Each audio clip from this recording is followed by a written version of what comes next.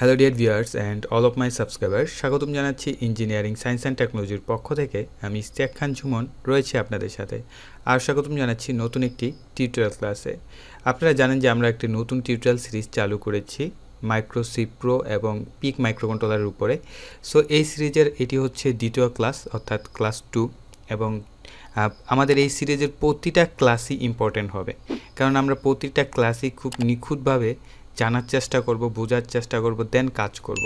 আমরা যদি না বুঝে না জেনে প্রোগ্রামিং শিখি বা আমরা মাইক্রোকন্ট্রোলার শিখতে চাই, তাহলে আমরা সারা জীবন শিখতেই থাকবো, সেই শিক্ষা আমাদের কোনো কাজে আসবে না, ঠিক আছে?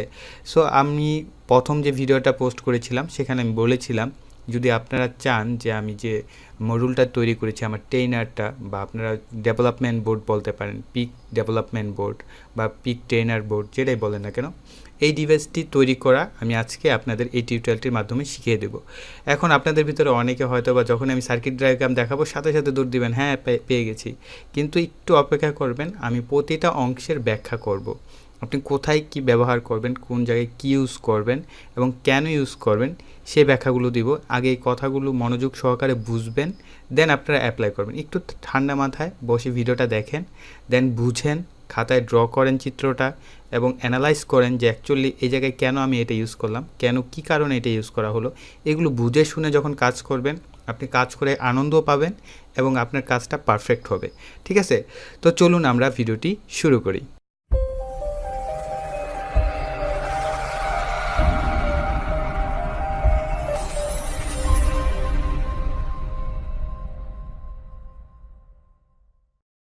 প্রথমে আমরা একটু চিত্রটা দেখে নিই।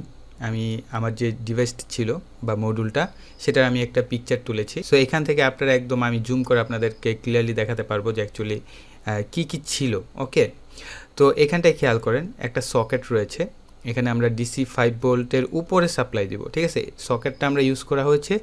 সাপোজ এখানে আমরা যদি 7 ভোল্ট, 8 ভোল্ট বা 12 ভোল্টও সাপ্লাই দিই, 1 এম্পিয়ার আমরা সাপ্লাই দিতে পারবো, বা 2 এম্পিয়ার দিলেও সমস্যা নেই, 2 এম্পিয়ার 3 এম্পিয়ার পর্যন্ত আমরা এখানে সাপ্লাই দিব। এবং আমাদের এই LM এর মাধ্যমে আমরা এটাকে কনভার্ট করে কত ভোল্ট, +5 ভোল্টে কনভার্ট করব। এবং এই +5 ভোল্ট কোথায় চলে যাবে, আমাদের এই আইসিতে।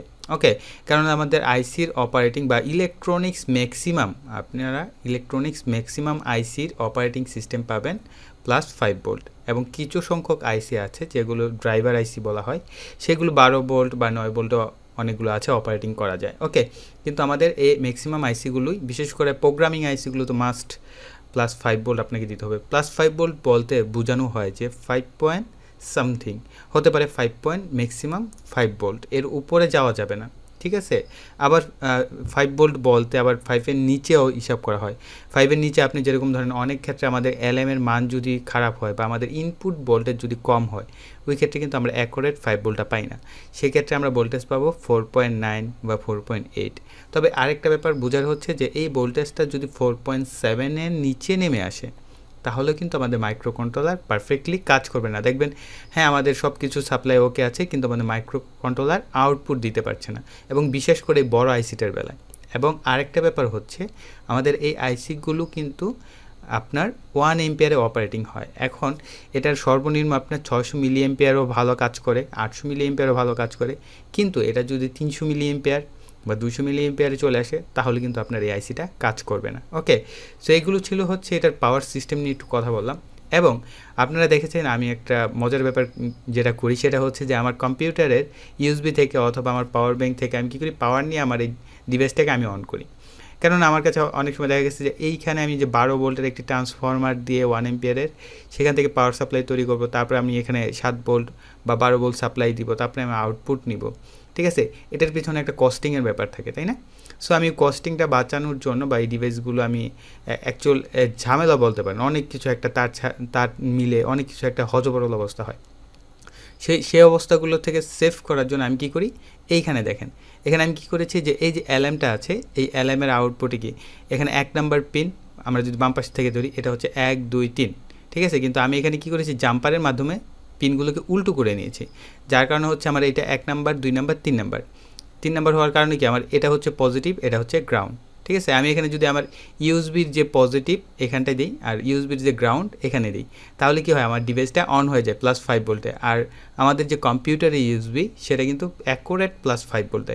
অথবা আপনি চাইলে আপনার মোবাইলের যে চার্জার আছে সেই চার্জারটাও কিন্তু ইউজ করতে পারেন, কারণ স্মার্টফোনের চার্জারও কিন্তু +5 ভোল্ট এবং এম্পিয়ার হচ্ছে 1 এম্পিয়ারের মতন থাকে। ঠিক আছে, সো চেষ্টা করবেন 1 এম্পিয়ার বা 800 মিলি এম্পিয়ারের যদি চার্জার হয় সেটা ইউজ করার জন্য। ওকে, সো আমরা এই হার্ডওয়্যার অংশটা দেখলাম এবং আমরা গ্যাপে গ্যাপে এই হার্ডওয়্যার অংশটা দেখব, যাতে আমাদের এই বায়াসিং চিত্রের সাথে এটা দেখে অ্যাকুরেটলি আপনি কাজটা করতে পারেন। ওকে, তো আমি এই বায়াসিং চিত্রটা দেখাচ্ছি। এই হচ্ছে আমাদের বায়াসিং চিত্র, একদম সিম্পলভাবে করার চেষ্টা করেছি যাতে আপনারা দেখে ভয় না পেয়ে যান। ঠিক আছে, এখন আপনারা দেখতে পেরেছেন যে আমাদের যে হার্ডওয়্যার অংশটা সেখানে কিন্তু অনেক কিছু দেওয়া ছিল, আর এখানে দেখে মনে হচ্ছে অনেক কিছু নেই, তাই না? কিন্তু অ্যাকচুয়ালি সবই দেওয়া আছে। আমি আবার একটু দেখাচ্ছি পিকচারটাকে আমি একটু ছোট করে আমার এক পাশে নিয়ে নিই, তাহলে আপনাদের ক্লিয়ারলি আমি হয়তো বা কনসেপ্টটা ক্লিয়ারলি বোঝাতে পারবো। ওকে, সো এখানটায় দেখেন আমাদের কিন্তু এখানে কি এই সকেটটা নেই, সো আপনি কি করবেন, এইখানে সকেটটা ইউজ করবেন। ওকে, সো সকেট থেকে যদি আপনি পাওয়ারটা নেন। ওকে, তারপর হচ্ছে আমরা একটা LM78 রেগুলেটর আইসি ব্যবহার করেছি। এই যে রেগুলেটর আইসিটা বাস্তবে দেখতে এরকম হয়, এটা 3টা টার্মিনাল থাকে, বাম পাশের থেকে গণা শুরু হয়। বাম পাশের টার্মিনালটা হচ্ছে 1 নাম্বার, তারপরে 2 নাম্বার, তারপরে হচ্ছে 3 নাম্বার। 1 নাম্বার হচ্ছে আমাদের ইনপুট, অর্থাৎ ইনপুটে অবশ্যই 5 ভোল্টের উপরে দিতে হবে এবং আপনার মিনিমাম 7 ভোল্ট দিলে এটার আউটপুট ভালো হয়। ঠিক আছে, তো এটা হচ্ছে আমাদের 1 নাম্বার পিন ইনপুট, আর যদি বাস্তবে দেখেন তাহলে বাম পাশে 1 নাম্বার পিন হবে ইনপুট। ওকে, 2 নাম্বার হচ্ছে গ্রাউন্ডে চলে যাবে এবং 3 নাম্বার হচ্ছে আমাদের আউটপুট। সো 3 নাম্বারে কি আমাদের +5 ভোল্ট সাপ্লাই দেওয়া হয়। ওকে, এখন খেয়াল করেন এখানে আমাদের চিত্রেও কিন্তু একটা 10K মানের রেজিস্টর রয়েছে। ঠিক আছে, এই যে 10K মানের রেজিস্টরটা, এবং আমিও এই যে বায়াসিং চিত্র আছে এখানেও 10K মানের একটি রেজিস্টর ইউজ করেছি। এই 10K মানের রেজিস্টরের কোনো টার্মিনাল পজিটিভ নেগেটিভ নেই, একভাবে লাগালি হয়। রেজিস্টরের এক প্রান্ত চলে এসেছে কি আমাদের LM78 থেকে এক প্রান্ত, এবং এই রেজিস্টরের অপর প্রান্ত চলে গেছে কোথায়, আমাদের মাইক্রোকন্ট্রোলারের 1 নাম্বার পিনে।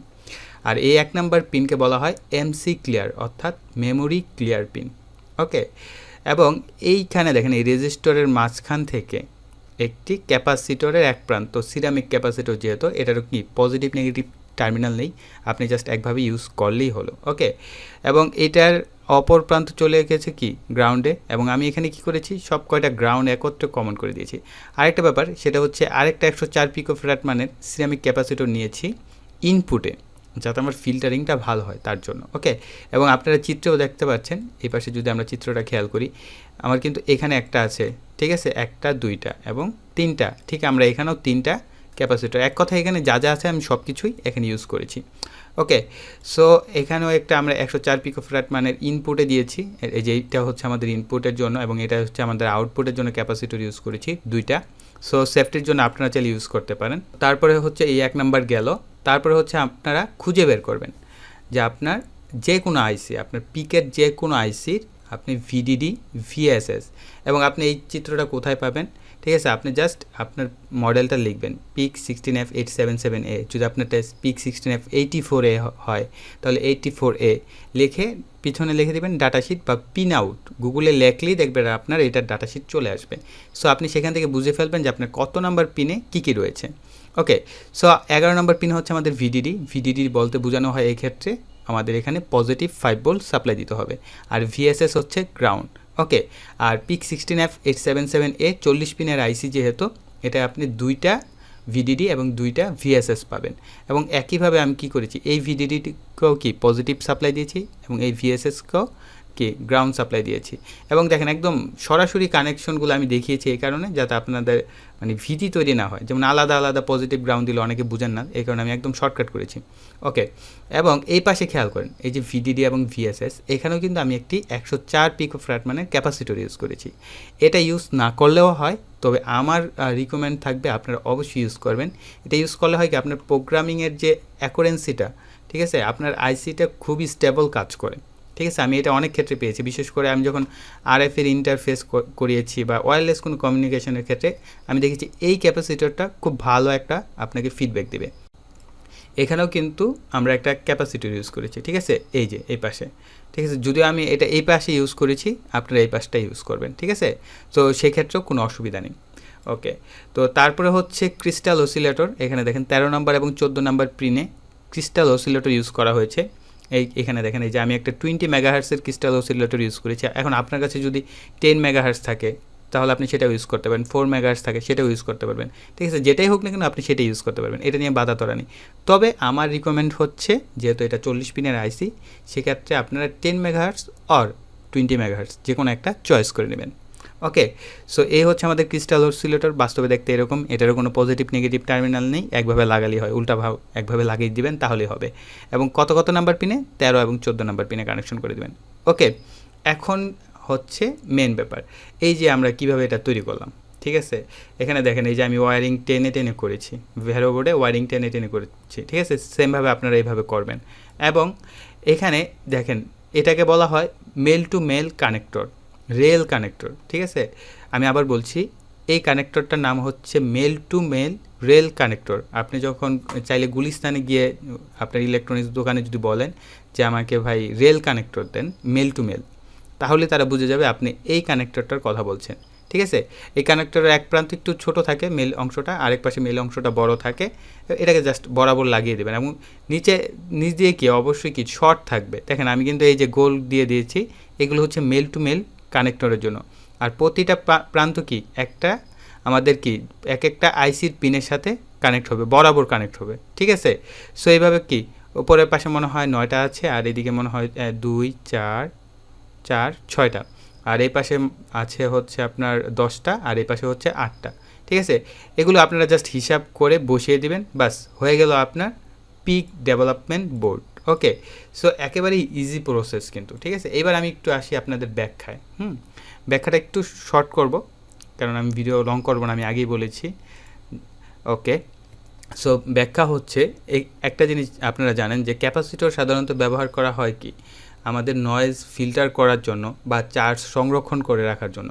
এবং এই চার্জ সংরক্ষণ করে যখন সে ডিসচার্জ হয় তখন তার ভিতরে কি এই যে চার্জ এবং ডিসচার্জ হওয়ার মাধ্যমে সে একটা ওয়েভের ভিতর থেকে কি নয়েজকে ক্যান্সেল করতে পারে। এবং আমরা বলতে পারি যে অনেক ক্ষেত্রে কি আমাদের যে সিগন্যালটা রয়েছে সেটাকে স্টেবল করতে পারে, তাই না? ঠিক একই কাজের জন্য আমরা কি ক্যাপাসিটরগুলো ব্যবহার করেছি। এবং LM7805 হচ্ছে ভোল্টেজ রেগুলেটর আইসি বলা হয়, ফিক্সড ভোল্টেজ রেগুলেটর আইসি। আপনি যদি এখানে 7 ভোল্ট 12 ভোল্ট 9 ভোল্ট যাই দেন না কেন, আপনি আউটপুটে কত পাবেন? +5 ভোল্ট, একদম ফিক্সড। ওকে, আর 10K রেজিস্টর দিয়ে হচ্ছে এখানে আমরা কি কাজ করেছি? এমসি ক্লিয়ারের জন্য ব্যবহার করেছি। এটাকে আমরা কি পুল আপ বা পুল ডাউন যে হোক, আমি এখন খেয়াল হচ্ছে না যে এটা কোন মোডে, ঠিক আছে? সো এটাকে জাস্ট আমরা রিসেটের জন্য ব্যবহার করব। এবং আমি এখানে এই চিত্রে একটা জিনিস মিস করে গেছি, সেটা হচ্ছে আপনার এইটার এই যে ক্যাপাসিটরটা আছে এটার প্যারালালে একটা পুশ বাটন লাগিয়ে দেবেন। জাস্ট এটার প্যারালাল, এই যে ক্যাপাসিটরটার এই প্রান্তে একটা পুশ বাটন এক প্রান্ত, আর এই প্রান্তে পুশ বাটনের অপর প্রান্ত। এখন কোনো কারণে হতে পারে, দেখা গেছে অনেক সময় আপনার ইলেকট্রিক্যাল শর্ট সার্কিট হয়, বা অনেক সময় অতিরিক্ত ভোল্টেজ বা এম্পিয়ারের কারণে আইসির প্রোগ্রাম হ্যাং করে। সো ওই ক্ষেত্রে আপনি কী করবেন? জাস্ট পুশ বাটনটা প্রেস করবেন, দেখবেন কম্পিউটার যেরকম রিস্টার্ট নেয় আপনার এই আইসিটার প্রোগ্রামটাও রিস্টার্ট নিয়ে দেবে। ওকে, সো এটা হচ্ছে আমাদের এমসি ক্লিয়ার বা মেমোরি ক্লিয়ারের মেন কাজ, ঠিক আছে? এবং এইটার মাধ্যমে আমরা কী করি? এই যে ক্যাপাসিটর দিয়ে সবসময় কী করছি? এটাকে ডাউন করে রাখছি, ঠিক আছে? এটাকে আমরা কী করছি? রেজিস্টার দিয়ে পজিটিভ সিগন্যাল দিয়ে রাখছি অল টাইম। আর যখনই কিনা আমরা পুশ বাটনটা প্রেস করবো, এই ক্যাপাসিটর হয় কি আমাদের এখানে 0 সিগন্যাল চলে আসবে, ঠিক আছে? সো এটা কি আমাদের নেগেটিভ সিগন্যালে আমাদের মেমোরিটা ক্লিয়ার হয়। ওকে, আর যদি উপরে বার চিহ্ন না থাকে, ঠিক আছে? এখানে খেয়াল করেন এমসি ক্লিয়ারের উপরে বার চিহ্ন আছে, যদি আপনার আইসির উপরে বার চিহ্ন না থাকে সেক্ষেত্রে আপনার কানেকশনটা হবে সম্পূর্ণ উল্টো, ঠিক আছে? এবং সেখানে কি আপনার পজিটিভ সিগন্যালের মাধ্যমে মেমোরি ক্লিয়ার হবে, ঠিক আছে? যদিও আমি এখন পর্যন্ত পাইনি, সবগুলো এইভাবেই কানেকশন করলে হবে, টেনশনের কোনো কারণ নেই। তারপরে আসি আমরা কেন ক্রিস্টাল অসিলেটর ইউজ করি পিক মাইক্রোকন্ট্রোলার আইসিতে। ক্রিস্টাল অসিলেটর এই কারণে ব্যবহার করা হয়, যেমন আমি একদম সহজ করে দিই, এত বড় ব্যাখ্যায় না যাই যে আসলে কি। সেটা হচ্ছে যে আমরা যখন মানুষ, ঠিক আছে, আমাদের কি শ্বাস প্রশ্বাস সব কিছু ডিপেন্ড করে কি হৃৎপিণ্ডের সাহায্যে। হৃৎপিণ্ডের যে ফুসফুস রয়েছে সেটার যে পালস, এই পালসের মাধ্যমে কি আমরা বেঁচে থাকি। এখন বাইচান্স যদি এই পালসটা বন্ধ হয়ে যায় তাহলে আমাদের কি ব্রেন কাজ করা বন্ধ করে দেবে, আমাদের ব্লাড প্রসেসিং হওয়া বন্ধ করে দেবে, এবং আমরা কি অকেজো হয়ে যাব এবং কিছুক্ষণের মধ্যেই মারা যাব। ঠিক একইভাবে কাজ করে এই ক্রিস্টাল অসিলেটর। এই ক্রিস্টাল অসিলেটরের কাজ হচ্ছে পালস জেনারেট করা, সে কন্টিনিউয়াসলি পালস জেনারেট করতে থাকে এবং এই পালসের মাধ্যমে এই মাইক্রোকন্ট্রোলার আইসি সে বেঁচে থাকে, তার প্রোগ্রামটা কন্টিনিউয়াসলি রান করতে থাকে। ঠিক আছে, এই হচ্ছে আমাদের ক্রিস্টাল অসিলেটর আইসির কাজ।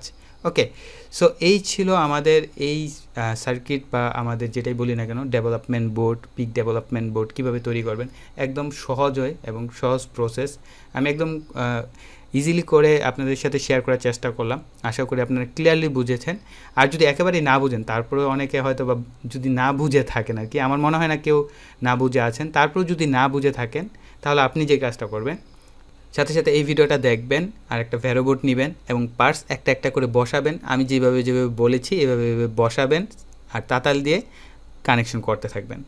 তারপরে খুঁজে বের করবেন কোথায় কি সমস্যা। ঠিক আছে, এবং যখনই আপনি পাওয়ার দিবেন তখনই আপনি বুঝতে পারবেন। আর একটা ব্যাপার হচ্ছে, আপনি এক কাজ করবেন, এই ইনপুটে একটা 330 ওহম মানের রেজিস্টর হয়ে একটি এলইডি বাতি কানেকশন করে দেবেন। তাহলে আপনি যখনই এখানে পাওয়ার দিবেন তখন আপনি বুঝতে পারবেন যে হ্যাঁ, আপনার এই সার্কিটে পাওয়ার ইন হয়েছে। ওকে, সো আপনারা প্র্যাকটিস করতে থাকেন। আমি যতটুকু সম্ভব হয়েছে ক্লিয়ার করে আপনাদের বোঝানোর চেষ্টা করেছি, এবং যারা এই ভিডিওটি দেখে আপনারা মডিউলটি ডিজাইন করবেন এবং সাকসেসফুলি তৈরি করতে পারবেন, তাদেরকে রিকোয়েস্ট করব আপনারা আপনাদের এই মডিউলটার একটা পিকচার তুলে জাস্ট আমাদের পেজ রয়েছে, আমাদের পেজের অ্যাড্রেসটা নিচে দেখতে পাচ্ছেন, এই পেজে আপনারা কী করবেন, মেসেজে গিয়ে আপনাদের পিকচারগুলো সেন্ড করে দেবেন। জাস্ট এটা আমার কাছে একটা সান্ত্বনা যে হ্যাঁ, আমি হয়তো আপনারা আমার ভিডিও দেখে 2-1 জন হলেও বানাতে পেরেছেন। এটা হচ্ছে আমাকে জাস্ট সান্ত্বনামূলক উৎসাহ দেওয়ার জন্য আপনারা দিতে পারেন যে আমি জাস্ট দেখলাম যে আপনারা কতটুকু পারলেন। এতে আরেকটা ব্যাপার হচ্ছে যে একটা কেয়ারিং ব্যাপারও থাকবে যে আপনারা অ্যাকচুয়ালি আমার ভিডিও দেখে কাজ শিখতে পারছেন কিনা। ঠিক আছে, সো এই ভিডিও এই পর্যন্তই। আশা করি ভিডিওটি আপনাদের ভালো লেগেছে বা আপনাদের হেল্পফুল হয়েছে। সো লাইক দিতে একেবারে ভুল করা যাবে না, ভিডিওতে অবশ্যই লাইক দিয়ে যাবেন এবং কমেন্টে আপনাদের প্রশ্নগুলো লিখবেন। আর ভিডিওটি বেশি বেশি শেয়ার করার চেষ্টা করুন, ভালো কিছু শেয়ার করেন যাতে মানুষ ভালো কিছু জানতে পারে, শিখতে পারে। আর যারা এখন আমাদের চ্যানেলটি সাবস্ক্রাইব করেননি, পরবর্তী ভিডিও পেতে হলে অবশ্যই কি চ্যানেলটি সাবস্ক্রাইব করতে হবে এবং পাশে থাকা বেল আইকনটি অ্যাক্টিভ করে রাখতে হবে পরবর্তী ভিডিও সবার আগে পাওয়ার জন্য। সো এই বলে এখানে বিদায় নিচ্ছি। সকলে ভালো থাকবেন, সুস্থ থাকবেন, টাটা।